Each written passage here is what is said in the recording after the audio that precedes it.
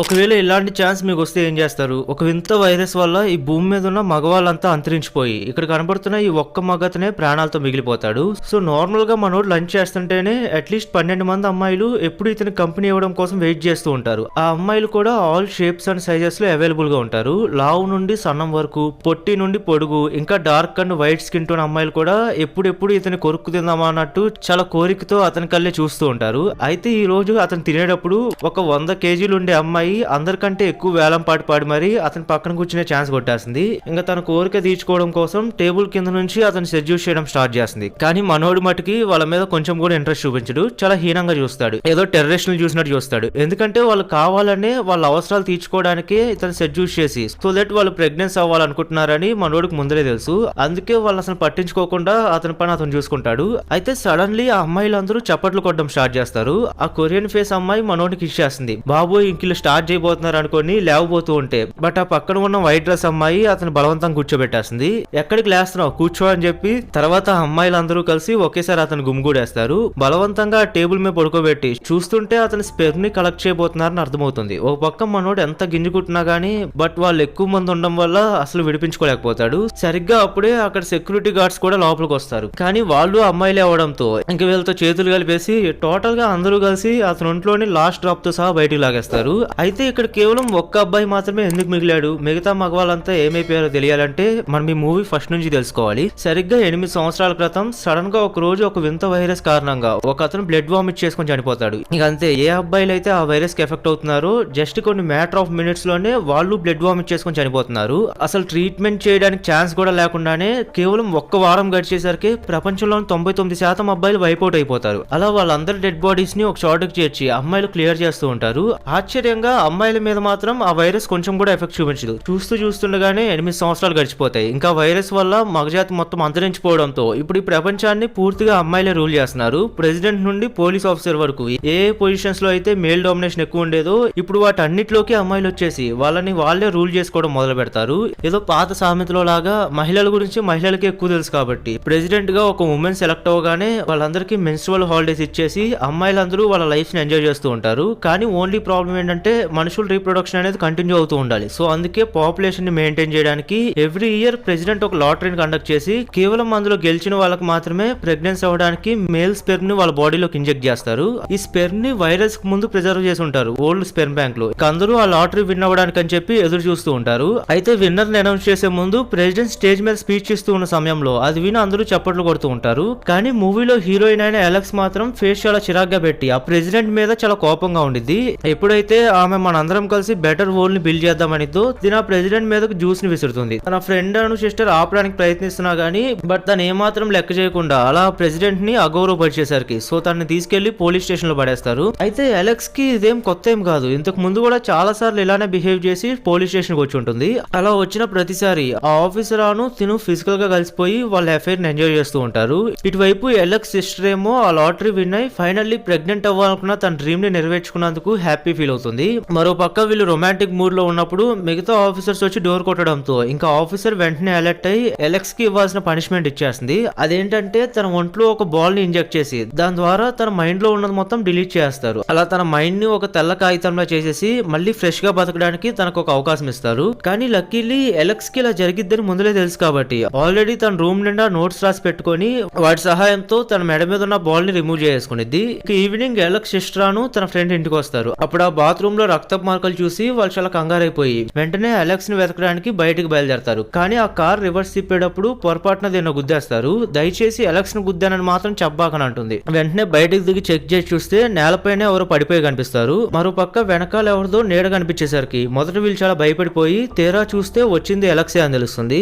అంటే అలెక్స్ పగలే తన బాల్ ని రిమూవ్ చేసుకునేదని అర్థమవుతుంది. కానీ తన సిస్టర్ అను ఫ్రెండ్ ఎక్కడ కనిపించకపోయేసరికి అలెక్స్ నర్సింగ్ హోమ్ లో ఉన్న వాళ్ళ అమ్మని చూడడానికి వెళ్తుంది. చూస్తుంటే ఆమె కూడా గతం మర్చిపోయినట్టు కనబడుతుంది. సేమ్ ఇలాగే ప్రెసిడెంట్ కి ఎదురు తిరిగి మొగాళ్ళు ఇంకా బతికి ఉన్నారని రూమర్ స్ప్రెడ్ చేసిన కారణంగా ఇదివరకు ఎప్పుడు ఆమెకు కూడా ఆ బాల్ ఇంజెక్ట్ చేసి ఉంటారు. అందుకే అలెక్స్ ఆ ప్రెసిడెంట్ ని అంతలా ద్వేషిస్తూ ఉండింది. అయితే ఇప్పుడు వీళ్ళు ఇక్కడ గుద్దింది అలెక్స్ ని కాదు కాబట్టి మరి అక్కడ పడుంది ఎవరా అని చూస్తే చివరికి అతను ఒక అబ్బాయి అని తెలుస్తుంది. అది చూసి వాళ్ళు షాక్ అయిపోతారు. ఎందుకంటే మగాళ్ళు అంతరించిపోయి ఇప్పటికీ ఇది 8వ సంవత్సరం. హ్యూమన్స్ రీప్రొడక్షన్ అనేది ఓన్లీ ఆ స్పెర్మ్ బ్యాంక్ మీద డిపెండ్ అయ్యి అది కేవలం లాటరీ గెలిచిన అమ్మాయిలకు మాత్రమే ప్రెగ్నెన్సీ అవడానికి అవకాశం వస్తుంది. అయితే ఇలాంటి సిచ్యువేషన్ లో ఆశ్చర్యంగా వీళ్ళకి ఒక అబ్బాయి దొరుకుతాడు. ఇంకా అసలు అతను రియలో కాదో తెలుసుకోవడానికి దగ్గరికి వెళ్లి అతని గడ్డాన్ని లాగి చూస్తారు. ఇంకా అతనికి చిన్న చిన్న గాయాలు అయి ఉండేసరికి వాళ్ళ ఇంటి గ్యారేజ్ లోకి తీసుకెళ్లి ట్రీట్మెంట్ చేస్తూ ఉంటారు. అప్పుడు వాళ్ళ ఫ్రెండ్ ఏమంటుందంటే, మనం ఈ విషయం గురించి వెంటనే గవర్నమెంట్ కి చెప్పేద్దాం, లేకపోతే ఒకవేళ తర్వాత గానీ గవర్నమెంట్ కి విషయం తెలిసిందంటే ఇతన్ని దాచిపెట్టినందుకు గాను మనల్ని కూడా పనిష్ చేస్తారని అంటుంది. కానీ అలెక్స్ మాత్రం అందుకు ఒప్పుకోదు. ఎలాగో మనం ముగ్గురికే ఈ విషయం తెలుసు కాబట్టి, మనం ఎలాగో ఎవరికి చెప్పం కాబట్టి, సో గవర్నమెంట్ కి విషయం తెలిసే ఛాన్సే లేదులే అంటుంది. ఇంకా కేర్ఫుల్ గా అతని గాయాలని శుభ్రం చేశాక ఇప్పుడు వాళ్ళ దగ్గర అబ్బాయి ఉన్నాడు కాబట్టి ఇంకా పిల్లల్ని కంటాం వాళ్ళకి పెద్ద మ్యాటర్ ఏం కాదు. కానీ ఆ నెక్స్ట్ డే వాళ్ళు లేచేసరికి బయట ఒక పోలీస్ కార్ ఆగుంటుంది. యాక్చువల్ గా నిన్న అలెక్స్ బాడీలో ఆ బాల్ ని ఇంప్లాంట్ చేశారు కదా, ఇప్పుడు తన సిచ్యువేషన్ ఎలా ఉందో తెలుసుకోవడానికి గవర్నమెంట్ ఒక పోలీస్ ఆఫీసర్ ని అక్కడికి పంపిస్తుంది. ఇంకా వాళ్ళ ఫ్రెండ్ డోర్ ఓపెన్ చేసి వెళ్లి జరిగిందంతా చెప్పేయాలనుకుంటుంది. కానీ జిమ్మీ తన ఆపి ప్లీజ్ చెప్పొద్దని బతిమలాడుకుంటుంది. ఎందుకంటే జస్ట్ నిన్నే తనకు లక్కీ డ్రాలో ప్రెగ్నెంట్ అవడానికి అవకాశం వస్తుంది. ఒకవేళ ఇప్పుడు గనక గవర్నమెంట్ కి విషయం తెలిస్తే అతన్ని రాత్రంతా దాచిపెట్టినందుకైనా సరే తనకు వచ్చిన అవకాశం కోల్పోవచ్చు అని, అప్పుడు ఇంకా జీవితంలో తను మళ్ళీ ప్రెగ్నెంట్ అవ్వలేనని చెప్పి బతిమలాడుకుంటుంది. దాంతో ఇంకా తన ఫ్రెండ్ కూడా ఒప్పుకొని ఆ ఆఫీసర్ కి ఏదో ఒకటి చెప్పి మేనేజ్ చేసి పంపించేస్తుంది. ఇప్పుడు ఈ భూమి మీద మిగిలి ఉన్న ఒకే ఒక్క మగాడు ఇతనే. అయితే అతను ఇంకా లేవలేదు కాబట్టి అలెక్స్ అతని బ్యాగ్ ని చెక్ చేస్తూ ఉండగా సడన్ గా అతనికి మెలకు వస్తుంది. కాసేపు వీళ్ళిద్దరికి ఫైట్ అయిన తర్వాత ఇంకా అసలు నిజాన్ని బయట పెట్టేస్తాడు. ఆ నిజం ఏంటంటే ఇప్పటికీ భూమి మీద కొంతమంది మగవాళ్ళు బతికే ఉన్నారు. ఆ వైరస్ ఏమి పూర్తిగా మగజాతి మొత్తాన్ని అంతం చేయలేదు. ఇంకా కొంతమంది మగవాళ్ళు ప్రాణాలతోనే ఉన్నారని చెప్పి, అయితే మీ ప్రెసిడెంటే వాళ్ళని ఎక్కడో దాచేసిందని చెప్తాడు. అది విన్న అలెక్స్ కి అంటే ఇన్నాళ్ళు వాళ్ళ అమ్మ మాట్లాడింది నిజమే అని అర్థమవుతుంది. సో ఆ నిజం ఎవరికి తెలియకూడదనే వాళ్ళ అమ్మకి పిచ్చిదనే ముద్రేసి కావాలనే తన ఒంట్లో ఆ బాల్ ని ఇంజెక్ట్ చేశారని అర్థమవుతుంది. అయితే ఆ ప్రెసిడెంట్ సీక్రెట్ గా ఒక ఆర్గనైజేషన్ ఫామ్ చేసి వాళ్ళ ద్వారానే ఆ మిగిలిపోయిన మగవాళ్ళందరినీ తీసుకెళ్లి ఎక్కడో దాచిపెట్టేసిందని చెప్తాడు. ఇంకా అతను ఇప్పుడు దాకా దాచిపెట్టుకున్న ఒక సిమ్ కార్డ్ ని బయటకు తీస్తాడు. ఇది నాకు ఒక ముసలాయన ఇచ్చాడని చెప్పి, దీంతో ఆ మిగిలిపోయిన మగవాళ్ళని కాంటాక్ట్ అవ్వచ్చని అంటాడు. కానీ అక్కడ అన్ని చోట్ల సెల్ ఫోన్స్ కి బదులుగా ల్యాండ్ లైన్స్ వచ్చేయడంతో దాంతో ఆ సిమ్ కార్డ్ వల్ల యూజ్ లేకుండా పోతుంది. అయితే అలెక్స్ కి పాత వస్తువుల్ని కలెక్ట్ చేసుకునే హాబీ ఉంటుంది కాబట్టి తన దగ్గర ఉన్న ఒక ఓల్డ్ నోకియా ఫోన్ ని బయటకు తీస్తుంది. లక్కీగా ఆ ఫోన్ ఇంకా పనిచేయడంతో అందులో ఆ సిమ్ కార్డ్ ని పెట్టి ఫోన్ ఆన్ చేయగానే ఒక అన్నోన్ నెంబర్ నుంచి మెసేజ్ వస్తుంది. రైజ్ అని మెసేజ్ పంపించుంటారు. అంటే బహుశా వాళ్ళు ఏదో తిరుగుబాటుకి సిద్ధమవుతూ ఉండొచ్చు. ఇటువైపు ఇంకో పక్క అలెక్స్ సిస్టర్ హాస్పిటల్ కి అటెండ్ అవుతుంది. ప్రెగ్నెంట్ అవడానికి ముందు తన ఫైనల్ టెస్ట్ చేయించుకోవడానికి అని వస్తే కానీ తన బాడీ ఆ టెస్ట్ లో క్వాలిఫై అవ్వదు. సో తన ఛాన్స్ వేరే వాళ్ళకి వెళ్ళిపోతుంది. ఆ పక్కనే ఉన్న ఇంకో పెద్ద ఆమె కూడా నేను 4 సార్లు లాటరీ గెలిచానని, కానీ ఫైనల్ టెస్ట్ చేయించుకున్న ప్రతిసారి నా బాడీ కూడా ఫెయిల్ అవుతూ వచ్చిందని, అందుకే నేను ఇంతవరకు ప్రెగ్నెంట్ అవ్వలేకపోయానని చెప్తుంది. దాంతో అలెక్స్ సిస్టర్ కి కోపం వచ్చి ఇంటికి వెళ్ళంగానే నేరుగా వెళ్ళి అతను కలుస్తుంది. తనకి ఇప్పుడు ప్రెగ్నెంట్ అవ్వాలని ఉండేది. దానికోసం తను ఏదైనా చేస్తుంది. ఎలాగో ఈ భూమి మీద మిగిలిపోయిన ఆఖరి అబ్బాయి కూడా తన దగ్గర ఉన్నాడు కాబట్టి ఒక కప్ తీసుకొని దాన్ని నీట్ గా క్లీన్ చేసి అతని దగ్గరికి వెళ్ళి నీ స్పెర్మ్ కావాలని అడుగుతుంది.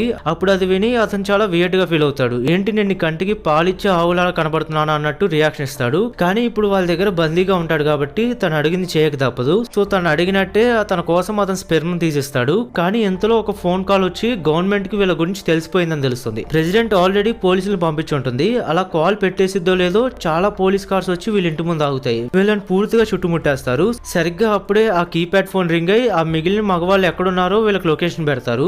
ఏదైతే అది అయిందని ఆ అడ్రస్ కి వెళ్దామని ఫిక్స్ అయిపోతారు. బట్ పోలీసులు వీళ్ళని చుట్టుముట్టేయడంతో ఎలాగోలా వాళ్ళ దగ్గర నుంచి తప్పించుకొని అక్కడ నుంచి దూరంగా పారిపోతారు. కొద్ది దూరం వెళ్ళిన తర్వాత అక్కడ రోడ్ మీద మొత్తం అమ్మాయిలు హాలిడేస్ ఎంజాయ్ చేస్తూ ఉంటారు. సో ఇంకా వాళ్ళకి వెళ్ళడానికి దారి లేకపోవడంతో కార్ దిగేసి నడుచుకుంటూ వెళ్లాల్సి వస్తుంది. అతని ఐడెంటిటీ ఎక్కడ బయటపడిపోద్దేమో అనే భయంతో ఒక బొమ్మల కాస్ట్యూమ్ లోపల అతన్ని ఉంచి ఎవరికి అనుమానం రాకుండా సైలెంట్ గా తీసుకెళ్లిపోతూ ఉంటారు. ఇలా చాలా రోజుల పాటు ట్రావెల్ చేసిన తర్వాత చివరికి ఆ కాల్ లో మెన్షన్ చేసిన అడ్రస్ కి చేరుకున్నాక అయితే ఆ ప్లేస్ అంతా చాలా కొత్తగా కనిపిస్తుంది. ఇక్కడ సీక్రెట్ గా మగాళ్ళు బతకడానికి ఛాన్సే లేదని చెప్పి బహుశా మనల్ని ఎవరైనా ఇక్కడికి తప్పుదావ పట్టించారా అని భయం మొదలవుతుంది. ఉన్నట్టుండి ఆ వెంటిలేటర్స్ క్లోజ్ అయిపోయి చుట్టూతా అన్ని వైపుల నుంచి పాయిజనస్ గ్యాస్ లోపలికి వచ్చేస్తుంది. ఇంకా వాళ్ళ పని అయిపోయింది అనుకున్న టైంలో ఆ వ్యక్తికి పైన ఒక టనల్ కనిపించి దాని గుండా లోపలికి వెళ్తూ ఉంటారు. అయితే లోపలికి వెళ్తుండే కొద్దీ ఆ టనల్ చాలా ఇరుగ్గా అయిపోయి ఇంకా వాళ్ళు అందులోనే స్టక్ అయిపోతారు. అలా వాళ్ళు ఒక ఇంచు కూడా కదలలేని పరిస్థితిలో అప్పుడే వాళ్ళ వెనకాల నుంచి పాయిజనస్ గ్యాస్ రావడం గమనించి అది తనకు చెప్పడంతో అతని బాడీ గట్టిగా కదిలించడం స్టార్ట్ చేస్తాడు. ఆ అమ్మాయిలకు కూడా ఇంకతను ఏం చేయడానికి ట్రై చేస్తున్నాడో అర్థం అర్థమై వాళ్ళు ఆ టన్నెల్ ని గట్టిగా ఊపుతూ ఉండేసరికి కొన్ని సెకండ్స్ తర్వాత ఆ టన్నెల్ విరిగి కింద పడిపోతుంది. ఈ విధంగా వాళ్ళ పాయిజనస్ గ్యాస్ ఉన్న రూమ్ లోంచి ఎస్కేప్ అవ్వగలుగుతారు గానీ బట్ ఇప్పుడు వాళ్ళ కళ్ళ ముందర కనిపిస్తున్న సీన్ ఆ పాయిజనస్ గ్యాస్ కన్నా భయం పుట్టిస్తుంది. అక్కడ కొంతమంది మగవాళ్ళని చైర్ కట్టేసి పంపింగ్ డివైజెస్ ద్వారా వాళ్ళ బాడీలోంచి మిల్క్ ని ఎక్స్ట్రాక్ట్ చేస్తూ ఉంటారు. అలా వాళ్ళందరినీ నగ్నంగా చైర్ కట్టేసి అలా కంటిన్యూస్ గా వాళ్ళ స్పెర్మ్ ని ఎక్స్ట్రాక్ట్ చేస్తూ ఉండేసరికి ప్లీజ్ మమ్మల్ని కాపాడమని బతిమలాడుకుంటూ ఉంటారు. ఇప్పుడు ఈ భూమి మీద మిగిలిన మగవాళ్ళు వీళ్ళు మాత్రమే. అయితే ఈసారి అక్కడ సెక్యూరిటీ గార్డ్స్ అయిన అమ్మాయిలు గన్స్ పట్టుకుని అక్కడికి వచ్చి వీళ్ళ నలుగురిని చుట్టుముట్టేస్తారు. ఇంకా అక్కడికి వాళ్ళ ఫీమేల్ ప్రెసిడెంట్ కూడా వచ్చేసరికి ఇంక ఇదంతా ఒక ట్రాప్ అని వాళ్ళకి అర్థమైపోతుంది. అసలు అయితే ఆ పాండమిక్ ముగిసిన తర్వాత అందరూ మగవాళ్ళు చనిపోలేదు, ఇంకా కొంతమంది మగవాళ్ళు ఎలాగోలా సర్వే అవ్వగలిగారని తెలుసుకొని సో ప్రెసిడెంట్ దీన్ని ఒక అవకాశంగా మార్చుకొని మిగిలి ఉన్న మగవాళ్ళందరినీ బంధించి తీసుకురావడానికి ఒక ఆర్గనైజేషన్ స్టార్ట్ చేస్తుంది. అలా ప్రాణాలతో మిగిలిపోయిన మగవాళ్ళని ఇక్కడ బందీలుగా ఉంచి మనుషుల రీప్రొడక్షన్ ని కొనసాగించడానికి వాళ్ళని ఒక మిషన్స్ లాగా యూజ్ చేసుకునేది. నాన్ స్టాప్ గా వాళ్ళ బాడీలోంచి స్పెర్మ్ తీస్తూనే ఉంటారు. అయితే ఈసారి ఒక పర్సన్ లేడీ స్కార్ఫ్ మొహానికి చుట్టుకొని ఆ రూమ్ లోకి ఎంటర్ అవుతారు. తీరా ఆ స్కార్ఫ్ తీసి చూశాక అదొక అబ్బాయి ఫేస్ అని రివీల్ అవుతుంది. మరియు ఇదంతా వెనుకుని నడిపించేది కూడా ఇతనే. ఆ ప్రెసిడెంట్ లవర్ అయిన ఇతను లాస్ట్ 4 years గా అతనికి తెలిసిన అన్ని మార్గాలను యూజ్ చేస్తూ ఇంకా బతుకున్న మగవాళ్ళందరికీ సిగ్నల్స్ పంపిస్తూ ఉంటాడు. అలా సిగ్నల్స్ పంపించి వాళ్ళంతటా వాళ్ళే ఈ ప్లేస్ ని వెతుకుంటూ వచ్చేలా చేసి తీరా వచ్చాక వాళ్ళని ఇలా బంధించేస్తాడు. ఇక్కడతో దీని సీజన్ 1 ఎండ్ అవుతుంది. ఇది వచ్చేసి క్రీమియర్ అనే సైఫై కామెడీ వెబ్ సిరీస్ అనమాట. సో ఈ వీడియోకి ఇంతే ఫ్రెండ్స్. ఈ మూవీ మీకు ఎలా అనిపించిందో కింద కామెంట్ చేయండి. ఇంకో ఇంట్రెస్టింగ్ మూవీ స్టోరీతో మళ్ళీ నెక్స్ట్ వీడియోలో కలుసుకుందాం.